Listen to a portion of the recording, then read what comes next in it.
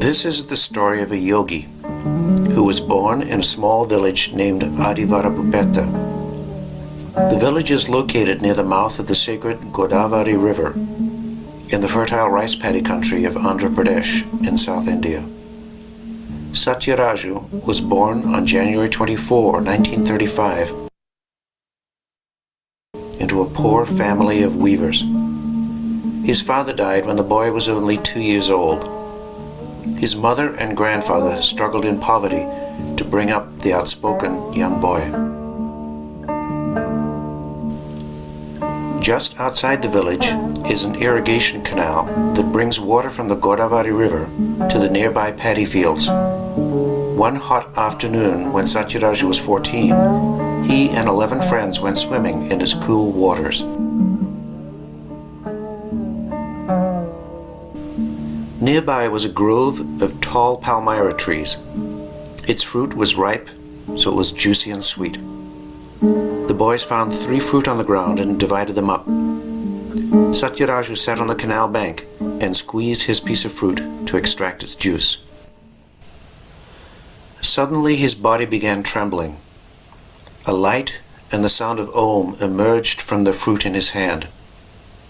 He became immersed in bliss, and his mind became calm and peaceful. A black Shivalingam appeared in his hand, then broke in half. From it emerged a tall yogi who made Satyaraju sit with legs crossed and eyes closed. Then the yogi touched the boy between the eyebrows and gently tapped him on the head. Satyaraju immediately lost outer consciousness and went into a deep samadhi, the state of peace and silence. He was totally unaware of his body or his surroundings. All he could see was the same black Shivalingam surrounded by a dazzling light. All he could hear was the cosmic sound of Om. His mind was completely absorbed in this vision and in this sound to the exclusion of everything else.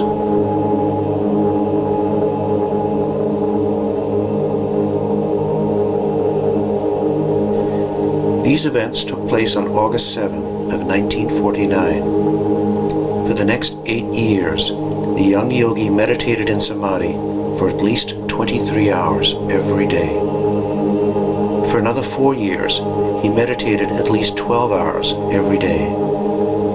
There were periods when he remained in unbroken samadhi for months at a time.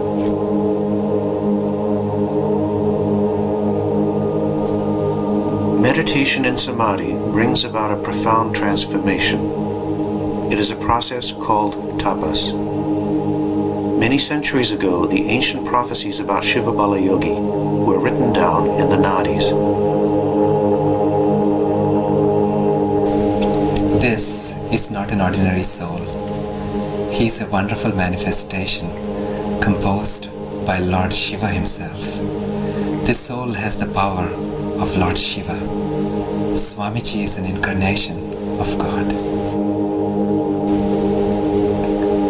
His yogic powers become known by the time he reaches the age of 16. This soul does the most difficult tapas. He begins to glow like a rare diamond. The young boy is immersed in rapt meditation. For 4 years, facing east, 2 years facing north, 9 months facing west, and 1 year facing south. And then he continues facing north again. Through the process of tapas, this living incarnation of Lord Shiva becomes identified with the divine Shiva.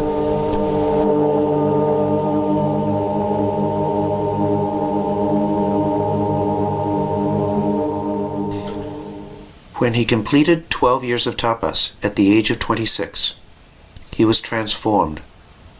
His divine guru, Lord Shiva and Goddess Parvati, merged into his body. He became a true yogi, one who has attained God realization through meditation in samadhi.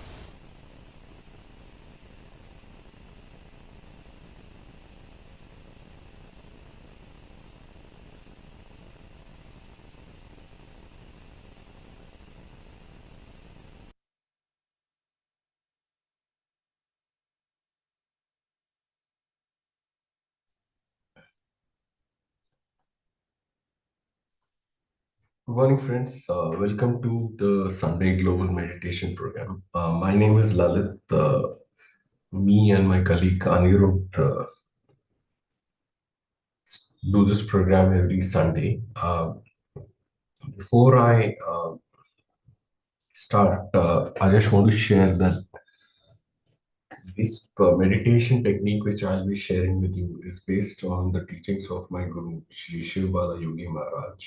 My Guru, Sri Shiv Bala Yogi Maharaj, meditated for 12 years and he meditated for 23 hours a day for 8 years and 12 hours a day for 4 years. And his period of meditation of 12 hours, he reached a stage called as samadhi, which is God realization. And we call this period as also tapas or penance. And there is a book written about him called as Tapas Shakti, which talks about his meditation for 12 years, and also he has answered various questions written by Tom Pilotus. So before I go forward, I just want to make a couple of disclaimers. Firstly, this meditation can be taught, can be practiced by anyone. You could be Hindu, Muslim, Christian, Jain, or whatever religion, or even an atheist. You can practice this meditation. Secondly, by asking you to join this meditation, I'm not asking you to, or we are not asking you to change your current spiritual path or your guru or, you know, change your spiritual direction. Whatever is your current spiritual path or whoever is your guru, you can continue practicing meditation. And so you can practice meditation. And before I go ahead with this, I would request you to uh, either get vibhuti, which is spiritual ash, or if you don't have this, you can get turmeric powder, which is a commonly used spice in the kitchen, also called as haldi in Hindi. Uh, and if you don't have any, or you could also get a red colored turmeric powder, which is called as kumkum powder. And if you don't have any of these things, it's still okay. We will still be able to teach you how to meditate. Just 1 second, I need some water. So, by the time you get these, I'll wait 30 seconds for you to either get the vibhuti or the turmeric powder or the kumkum powder. And if you don't have anything, that's also okay. So by the time you get these things, one simple question which comes to the minds of everyone is, why should someone meditate? So my guru had a clear answer, and he said that meditation helps you do whatever you want to do in life better. Meditation also uh, tells you in advance if someone is trying to hurt you. But the more important reason he said was that there's a lot of stress and tension in the world. And he said that meditation helps you bring peace, reduce your stress or tension, and also a lot of negativity which you would have. And meditation helps you lower your blood pressure.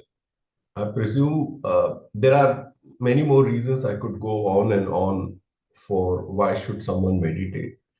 But now let us practice meditation. And so I presume by now you would have the vibhuti or the